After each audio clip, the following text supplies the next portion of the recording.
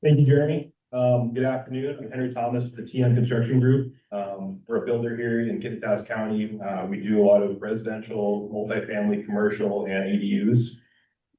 We've noticed that ADUs have become incredibly popular over the past couple of years, as people are looking to expand and, make a lot of value out of their property. One good thing with them is they generate rental income.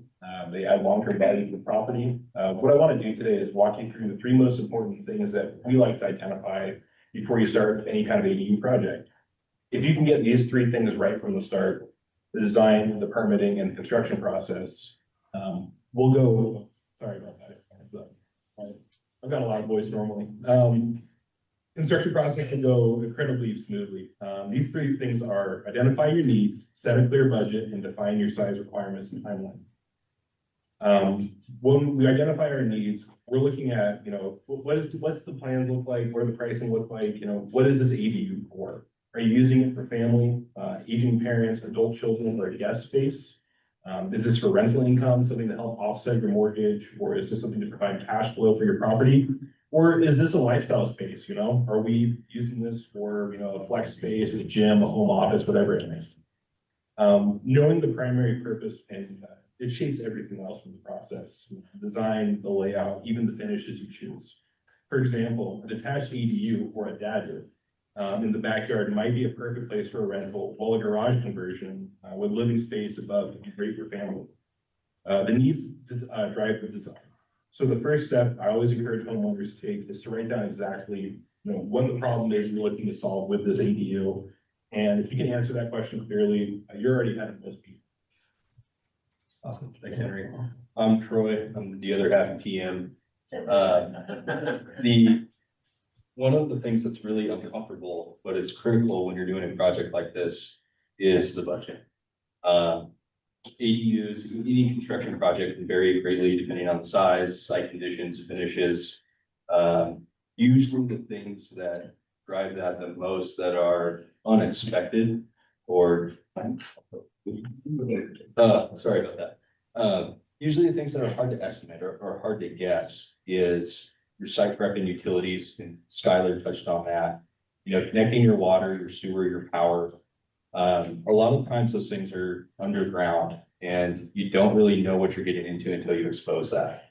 And so if you have anything like a sump pump or ejector for your septic, like Skylar touched on, that can add cost, and you need to factor that in before you get too far down the road. Those utility costs can usually be upwards of $10,000, $15,000, $20,000 even in the city.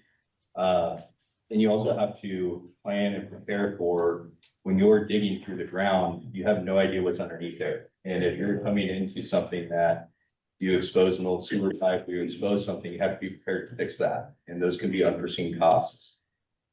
And on top of that, design complexity. So in general, if you're building a regular square, it's going to be cheaper than building something, a more modern look with mono pitch roof or a bunch of curves or arches, for example. And then finishes and materials. It's usually a huge cost driver. Those things can take the budget and double it, depending on what type of finishes you're putting in and to what extent you're doing higher end finishes or lower end finishes. The clearer you are on what you want and what you can afford, the better that we can help you and the better the designer can help you. We usually tell clients that you don't need to know the exact number, but if you have a number that you're comfortable with, it gives everyone a good starting point. One thing we hate to see is someone go engage a designer or start to plan something, and they spend a couple months and a couple $1,000s with a designer and get to a builder and you get an estimate and you go, holy smokes, this is way out of my budget. That's a waste of your time. It's a waste of your money. We hate to see that. So we usually encourage clients for any project to get involved with the builder early. We typically have a good understanding of what costs are.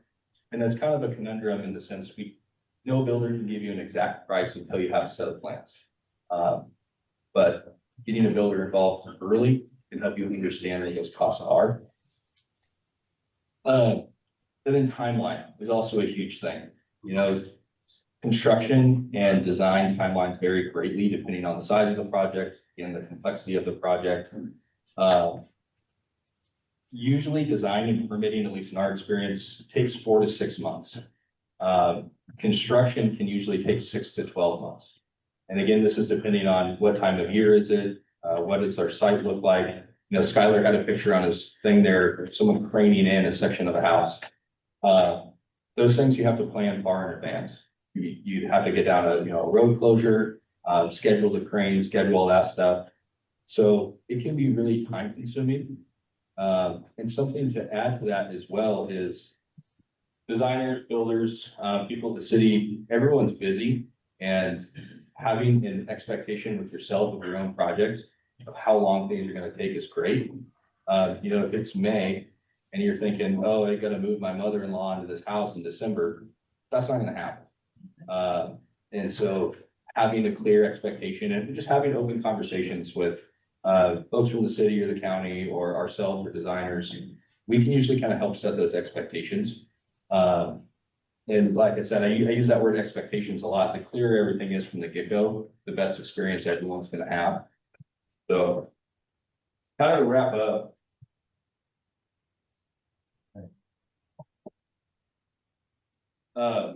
To wrap up, our big points are when you're considering building an ADU or any project, identify what you need it for, what's your realistic budget, and then what size and timeline makes sense for your goals.